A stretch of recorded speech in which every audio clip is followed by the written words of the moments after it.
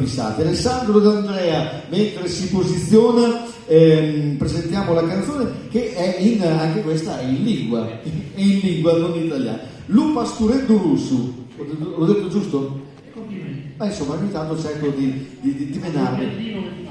Non è facile perché le lingue italiane sono tutte difficili. Ascoltiamoti questa canzone, prego.